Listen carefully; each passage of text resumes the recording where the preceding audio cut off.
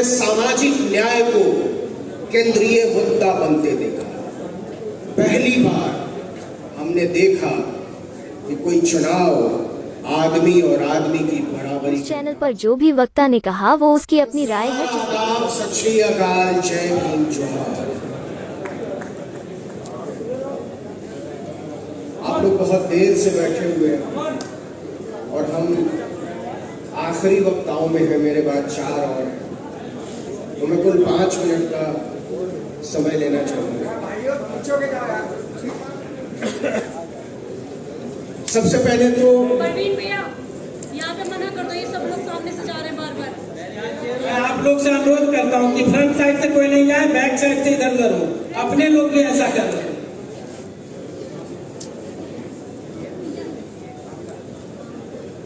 सबसे पहले तो आप सब लोगों को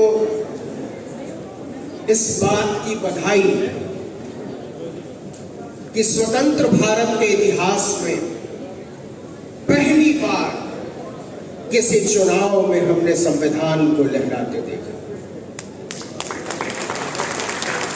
पहली बार हमने सामाजिक न्याय को केंद्रीय मुद्दा बनते देखा। पहली बार हमने देखा कि कोई चुनाव आदमी और आदमी की बराबरी के नाम पर लड़ा जा रहा है। इसके लिए आप सब लोग बधाई के पात्र हैं। लेकिन इससे आगे का सवाल है कि क्या इसके बाद ये लड़ाई खत्म हो जानी चाहिए? क्या हमने वो सब हासिल कर लिया है जो किसी भी चुनाव से हम हासिल करने की उम्मीद करते हैं? क्या हम आने वाले दिनों में उम्मीद कर पाएंगे कि किसी इंदर में इकबाल को मारा नहीं जाएगा, किसी पायल तड़वी को मारा नहीं जाएगा, किसी रोहित वेमुला को लटकाया नहीं जाएगा? और अगर ये उम्मीद हमारे दिलों में नहीं है तो ये लड़ाई अभी बाकी है। और ये लड़ाई उस रोज तक चलेगी जिस रोज तक एक भी आदमी को, एक भी औरत को, एक भी बच्चे को मारा जा रहा है, सताया जा रहा है, दबाया जा रहा है। हम कास्ट सेंसस की बात करने बैठे हैं, हम सोचने बैठे हैं कि हमारा रास्ता क्या हो। और आज के अखबार में खबर है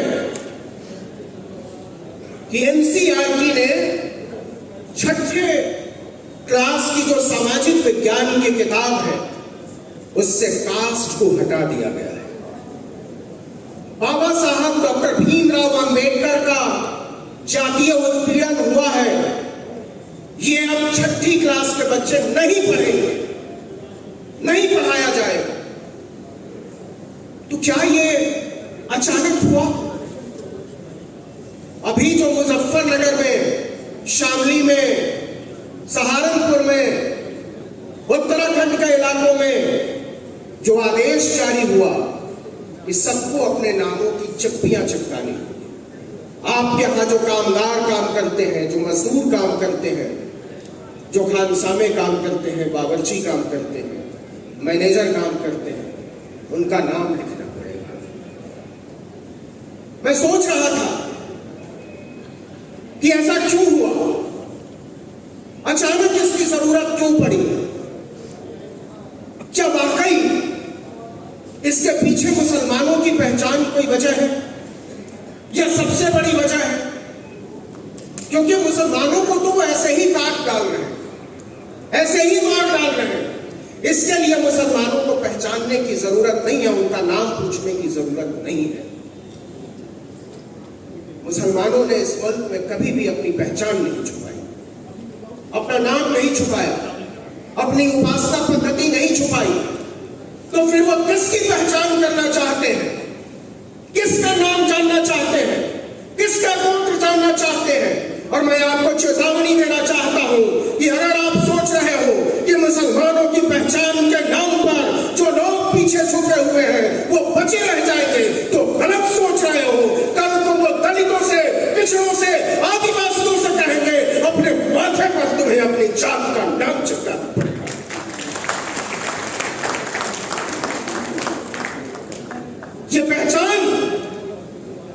पूछी जा रही है, क्यों पूछा जा रहा है कि आपको अपना कौम बताना पड़ेगा, अपना नाम बताना पड़ेगा, अपना ईमान बताना पड़ेगा। ये इसलिए हुआ है कि इस चुनाव में संविधान सबसे बड़ा मुद्दा बना। यह इसलिए हुआ है कि कास्ट सेंसस को, जातीय जनगणना को आपकी 7 पुश्तें अब टाल नहीं सकती।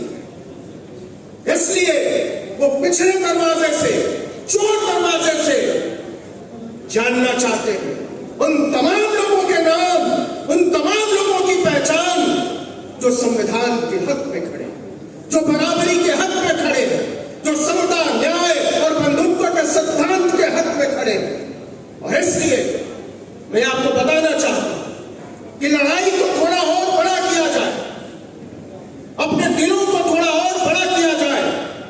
और इसलिए बड़ा किया जाए कि परिवार जितना बड़ा होता है उतना मजबूत होता है, उतना ताकतवर होता है, उसकी हैसियत उतनी बड़ी है।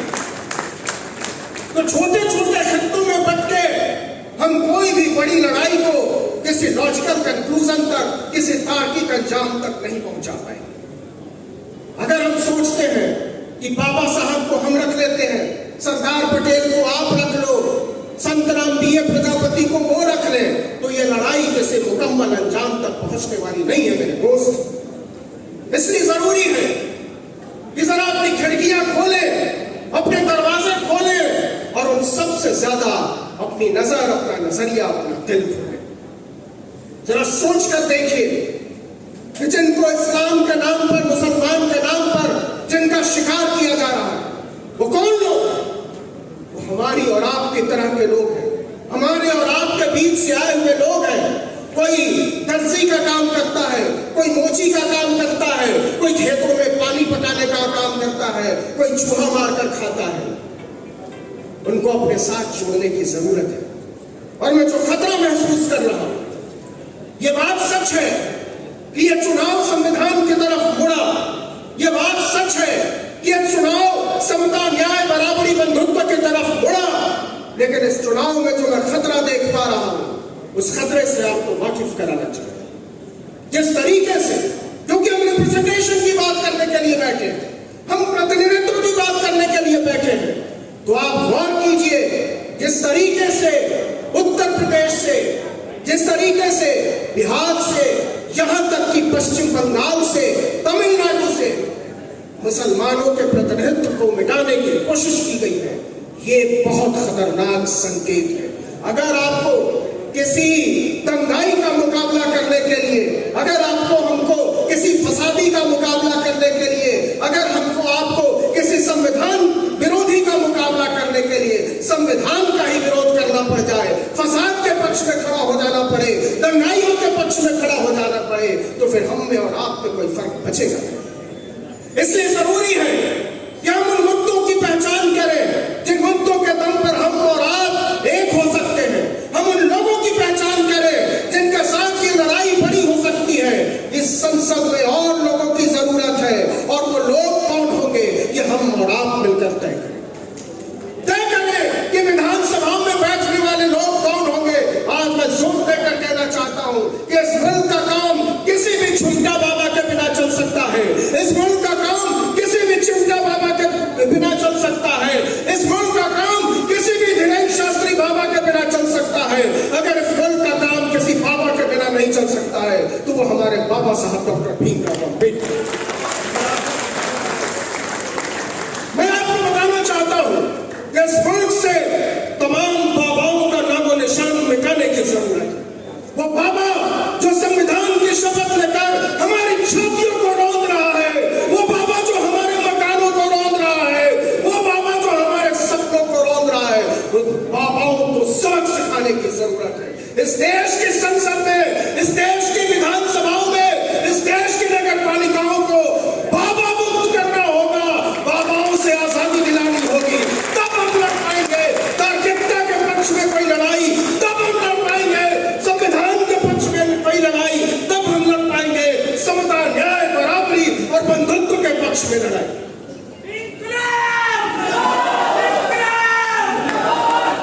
लड़ाइयां ऐसे नहीं लड़ी जाती।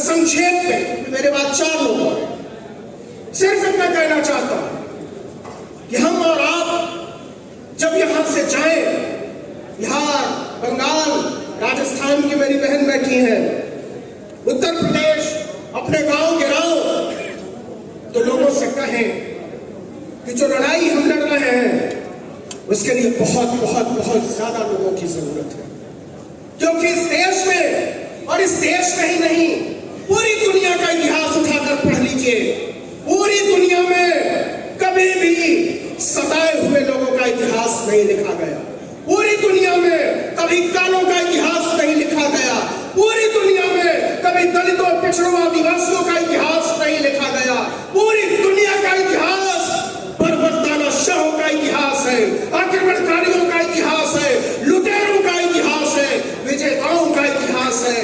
लेकिन जिस दिन से हमने तय किया कि हम भी अपना इतिहास लिखेंगे, हम भी अपने पुरखों की गाथाएं लिखेंगे, उस दिन से हलचल तेज हो गई, उस दिन से हमको और आपको सबक सिखाने की तैयारी हो रही है। और आप लिख लीजिए, केवल 24 घंटे पुरानी बात है कि इस देश के सरकारी कर्मचारियों पर आरएसएस में शामिल होने की जो पाबंदी थी वो किस लिए उठाई गई है। यह कोई साधारण बात नहीं है, यह रातों रात नहीं है, यह संविधान के हमलावरों को अपने काम में जुट जाने की मुनादी है। अगर हम और आप इसको समझ नहीं पा रहे हैं, अगर हम और आप इसके खतरों को नहीं समझ पा रहे हैं और नहीं जान पा रहे हैं कि अगला निशाना कहां होगा, तो शायद बहुत भोले हैं। जरा सोच कर देखिए, नीट का घोटाला, यूपीएससी का घोटाला, यूजीसी नेट का घोटाला, सीएसआईआर नेट का घोटाला, किसके लिए? क्यों नीट की दोबारा परीक्षा नहीं हो रही है? ये परीक्षा दोबारा इसलिए नहीं हो रही है कि इस मुल्क की सरकार, जिन लोगों ने 10-10 लाख, 20-20 लाख, 50-50 लाख रुपए देकर हमारे गरीब बच्चों का हक मारा है, वो बच जाए, उनका मेडिकल कॉलेजों में दाखिला कहीं लटक न जाए, इसलिए तैयारी हो रही है कि नीट का परीक्षा मत हो। तो हम और आप, लक्ष्मण यहां बैठा हुआ है, उससे पूछिए कि उसको विश्वविद्यालय से क्यों निकाला गया। और ये केवल अकेले उसकी बात नहीं है, उन लाखों लोगों की बात है जिनको पढ़ने से रोका गया है, जिनको लिखने से रोका गया है, जिनको बोलने से रोका गया है। जिस दिन भी आप लिखने की बात करोगे, जिस दिन भी आप पढ़ने की बात करोगे, जिस दिन भी आप बोलने की बात करोगे, उस दिन आपके ऊपर लाठियां चलेंगी, उस दिन आपके ऊपर पत्थर चलेंगे, उस दिन आपको गालियां सुननी होगी। तो क्या हम लड़ाई लड़ने से इनकार कर देंगे? क्या हम पीछे हट जाएंगे? क्या हम सोचना बंद कर देंगे? या फिर हम अपनी आवाज को और ऊंचा उठाएंगे? या फिर हम अपनी मुट्ठियों को और कस के खींचेंगे? या फिर अपनी आंखों में पलते हुए सपनों को आसमान जैसा विस्तार देंगे? ये तय करो मेरे दोस्तों, मेरी माओ, मेरी बहनों, मेरे बुजुर्गों, मेरे साथियों, यही तय करो और इसी वक्त तय करो कि यहां से जब उठ कर जाओगे तो तुम्हारे लिए लड़ाई के हजारों मोर्चे खुलते हैं कि नहीं। यही तय करो कि जब अपने दोस्तों से मिलोगे, जब अपने साथियों से मिलोगे, जब अपने रिश्तेदारों से मिलोगे, तो बताओगे कि नहीं कि हमने जो 2 रुपए, 4 रुपए, 10 रुपए, 20 रुपए देकर इस देश के नामी विश्वविद्यालयों में पढ़ाई कर ली, उन विश्वविद्यालयों पर ताला लटकाने की तैयारी क्यों है? क्यों बदनाम किया जा रहा है जेएनयू को? क्यों बंद किया जा रहा है जामिया यूनिवर्सिटी को? क्यों अलीगढ़ मुस्लिम यूनिवर्सिटी को बदनाम किया जा रहा है? इसलिए कि इन विश्वविद्यालयों में पढ़ने वाले गरीब, इन विश्वविद्यालयों में पढ़ने वाले दलित, पिछड़े, पसमानदा आपसे बराबरी के कुर्सी पर बैठकर बराबरी का हक न मांगने लगे, इसलिए इस देश के तमाम शानदार विश्वविद्यालयों पर ताला लगाने की एक लड़ाई जो मुकम्मल तौर पर लड़ी जानी चाहिए, वो सिर्फ मुकम्मल तौर पर लड़ी जा सकती है। ये लड़ाई हमारी लड़ाई नहीं है अकेले की, ये लड़ाई आप जो बैठे हुए हैं, केवल आपकी भी लड़ाई नहीं है, ये लड़ाई जो इस हॉल के चारों तरफ खड़े लोग हैं उनकी भी लड़ाई नहीं है, ये लड़ाई हमारी आने वाली नस्लों की लड़ाई है। ये लड़ाई हमको जीतनी पड़ेगी, अपने आप को मिटाकर भी जीतनी पड़ेगी। हमारे पास विकल्प नहीं, हमारे पास कोई दूसरा रास्ता नहीं है कि हम लड़ें। इसलिए मैं आपको ताकत देने आया हूं और आपसे ताकत लेने आया हूं इस लड़ाई के तसव्वुर तय किए जाए, इन हौसलों की उड़ान तय की जाए, अपने सपनों का आसमान तय किया जाए और हम मिलजुल कर उन दंगाइयों को पहचाने जो असल में नाम तो दूसरे लोगों का लेते हैं, लेकिन उनके निशाने पर एक बड़ा तबका है। इस देश में दलितों को, पिछड़ों को, आदिवासियों को, पसमानदा को किनारे करके जो राजनीति रचने की कोशिश की जा रही है, उस राजनीति को बुखार फेंकने की जिम्मेदारी आप में से हर एक की करती है। और इसलिए आखिर में मैं केवल इतना कहना चाहता हूं कि करा के दंगा,